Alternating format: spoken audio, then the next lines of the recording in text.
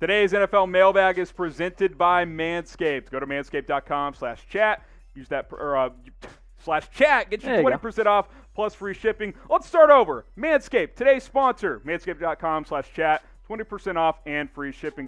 Next up is Pablo Sanchez. Big fan of his. #NFL. Is there anything new on Josh Gordon?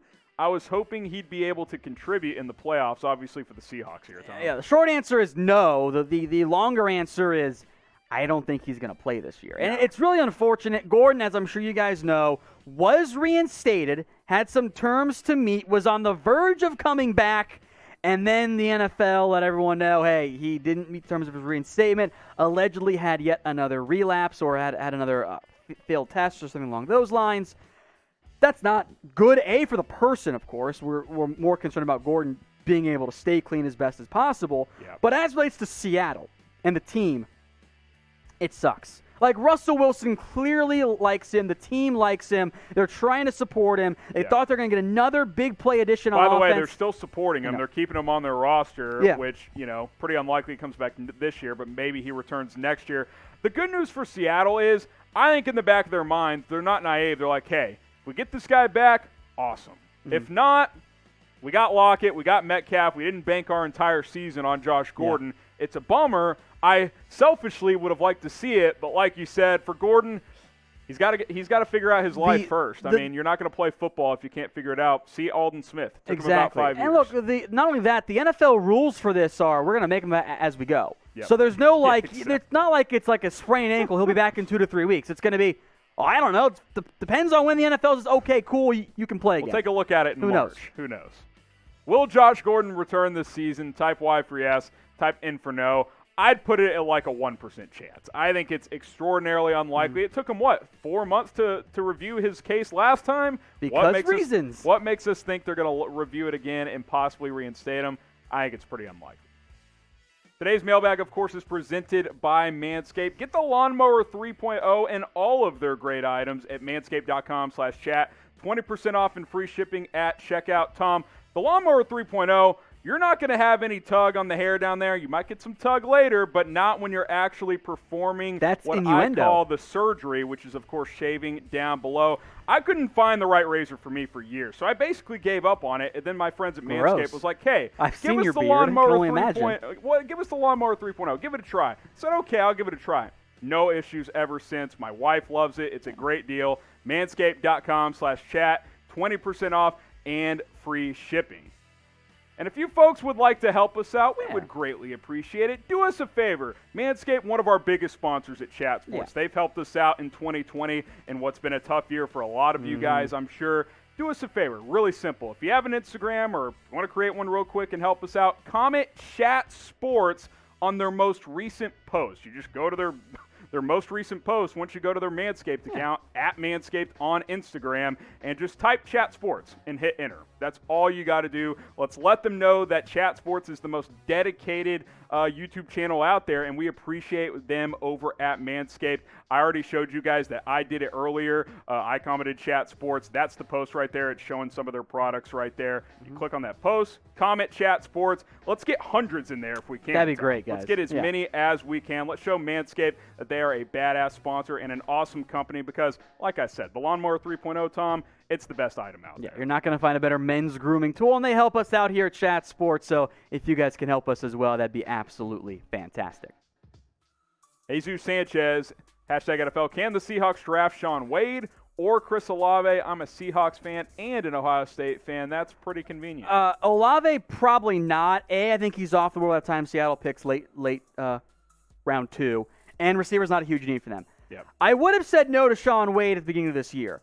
But Wade has not actually been that good. He moved to the outside corner. I thought he would have a great year. I thought he'd thrive there. Probably a nickel. Hasn't been the case. He might even be just an outright safety. So does he go back to school? Maybe, actually. That's actually not a bad idea for Shaun Wade. So even if he goes pro, I don't think he gets there in round 2. But of those two guys, as weird as this is, I think Wade's more likely to actually be there. Interesting. We'll stick with some more Seahawks questions here. Richard Hamilton, do the Seahawks have a good enough defense to make the Super Bowl? Provided that the offense gets back on track, absolutely. This defense for the Seahawks has been much better over the past month and a half or so. Do I think they're the best in the NFL, like Jamal Adams said? No, I don't think that's the case. But this defense is playing well enough to win a title. And there is one big but involved here, too. But it's come against lesser competition. True. So if they play the way they've been playing against teams like the Bucs and the Cardinals in terms of bad offenses, against the Packers, yeah, they can absolutely get there. Which style of offense do you think in the NFC gives them the biggest trouble? I'm going to go Green Bay. Their run defense is actually pretty solid. Where the Seahawks can get into trouble is dynamic aerial attacks because, A, they're banged up at corner. The defense line has been a bit inconsistent this year. And if Jordan Brooks has been a great run stopper, but he's not good in coverage, I think Green Bay would be your biggest concern. Get subscribed to our Seahawks channel. It's youtube.com/SeahawksTV. We got videos going up over there almost every single day. More in-depth conversation on the Seattle Seahawks. More questions on our mailbag. A super chat from Troy Daniels. We appreciate it. With there not being a true home field advantage this year, do you see any surprise teams that may upset a top-seeded team in either conference? Real quick, shout out to the Bills, 6,700 fans at home playoff games this year. That came through the pipeline on Wednesday, so missed an opportunity for 6,900 For Bills fans. Mafia, too. What are you doing out but there? Hey, we're close. What do you think about this, though? Look, in actually the past 2 years, across the NFL, including regular season, the value of the home field has actually dropped to about it being an even split. And that's down substantially from 10, 15 years ago. I think part of that is teams are getting smarter in terms of how to travel properly. Yeah. I think that matters there. But in terms of potential upsets, I'm looking over at the AFC, Harrison, because I see a very tight-knit wild card race. 3 through 7, really 8, because one of those teams is going to get left out. I mean, I think the obvious answer is Pittsburgh gets upset. Yeah, I think they definitely could. I know they bounced back nicely in the second half against Indianapolis, but they lost to Cincinnati the week before that. So I think that's a team to keep in mind there, Troy. Cole Allen, next up. Who is the 7th best quarterback in the draft? Let me give my guess, because I know you're the draft you go. Top 4 are obvious. Yeah. It's Lawrence, Fields and/or Lawrence. That's 2 and 3, whichever order you want. Trey Lance. I think that's 4. Wilson, you meant. You said Trevor twice. Oh, I meant Wilson, Fields, Lance. Yeah. You're right. Wilson, Fields, whatever order. Yep. Those are your top 4. Okay. I'm going to say 5 is Kyle Trask for me. Mac Jones 6, Desmond Ridder 7. I think you got it right. Okay. I think Desmond Ridder out of Cincinnati is the 7th best quarterback this year. You can look at guys like a Jamie Newman from, I'm going to say Wake, because since he never played at Georgia. Jeez. You can go Kellen Mond if you want to go at Texas A&M. I'm out but on Mond. Ritter brings those things that those other guys do. He's a good athlete, good arm, good size, but he's also just a better college player. I'm going to go Desmond Ridder there. I think he's more of a day 3 guy. I think Ritter's a nice day 3 option because he's probably never going to be a starter, but I think he has a better chance of being a stable backup. Whereas Kellen Mond, maybe you hit the 5% chance that he becomes a starter. He's boom or bust. Or he's out of the league in 3 years. That's probably what's going to happen there. I'd rather take Desmond Ridder.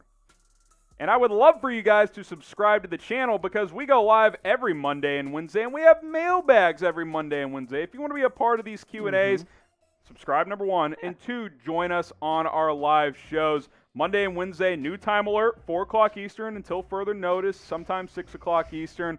Join us every Monday and Wednesday. Just subscribe. You'll be notified a half hour in advance. Exactly. There you go. Senior Pocket, #NFL. How detrimental would it be for teams drafting their scouts at limited or no access due to college football due to COVID? They'll be okay because even though it's going to be tougher to get word from the coaches and the sideline stuff and all of that, they have all the film. Yep. And that's going to be the most important thing for those scouts. Now, you might see some ripple effects down the road with not as good relationships with some of those other members of the staff and whatnot, but I think it'll be fine. Where you might run into trouble is Combine Pro Day stuff. That could be where the biggest impact is felt. This one's coming in from Joshua Rice. Now that the Seahawks have a top 10 defense, no, they don't. They don't. Do you think they're playing better, but they're not a top 10 defense? Top 15 maybe, but yeah, they're not top 10. Sorry. Do you think that the Packers could possibly be a Super Bowl favorite? I'll still say this: the Packers, they are my Super Bowl favorite, but yes, the Seahawks are the top. In the NFC or in general? NFC. Okay. I still, the Saints to me are a team where they play really well sometimes, but I know we've been saying for a while the Packers lay a clunker. They've been playing well. I think it is. If you have decent corners, I think the Saints are in trouble. You just play press coverage. Yeah. I don't think Breeze can beat me over the top if I have decent corners. I think it's the Seahawks and the Packers. I'm with you. Next question coming in from Mickey Mark. Where do you think Jadeveon Clowney plays next season?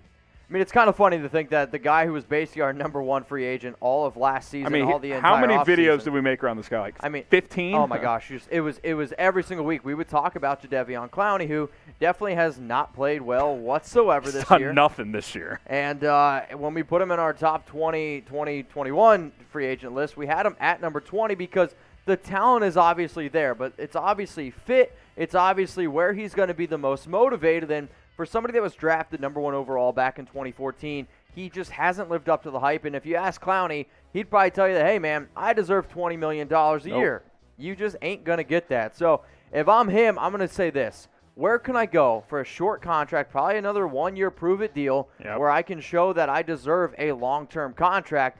For me, it was these 4 teams. These 4 teams to me would be the best teams that not only need an edge rusher, but would be willing to pay Clowney and where he could get the most out of it. So I had the Seahawks, Dolphins, Browns, Ravens. Are there any teams that maybe pop into your mind that you would add to this list, or are you pretty happy with the list I put forward? I like this list. I think he needs to go to a good team with good players around him. It has not worked out in Tennessee. I know you're a big fan of him going to Seattle. I mean, it just makes sense. Like, if you're Clowney and you're trying to figure out where he's most likely to go next season, I am anticipating that he does end up going back to Seattle because that's a team that knows him. And even though he didn't put up a lot of sacks, I believe only 3 back in 2019, he was still a very good piece to that offense. He was productive. And he wants to be on a winning team. Like, the biggest reason why he didn't go to the Dolphins, and now he's probably kicking himself in the butt, 2 years ago, was he said that they weren't a winning caliber team. Ooh, he wants to play for a winner. And I think the most logical explanation is for him to go to the Seattle Seahawks. So predict it. Where will Jadeveon Clowney play next season? I'm going to go with Seattle. Do you want to go with a different route? I know actually the last time I made a Clowney destination video, I had the Ravens and Titans. I believe they were 1 and 2. I like Seattle as well. I know it's a cop-out answer, but there's familiarity there. We know he was productive there. I think that just makes too much sense. Back to Seattle. He's definitely not re-signing in Tennessee. I think both parties are going to move on from that situation. Absolutely. So let us know in the comments, where will Clowney play next season?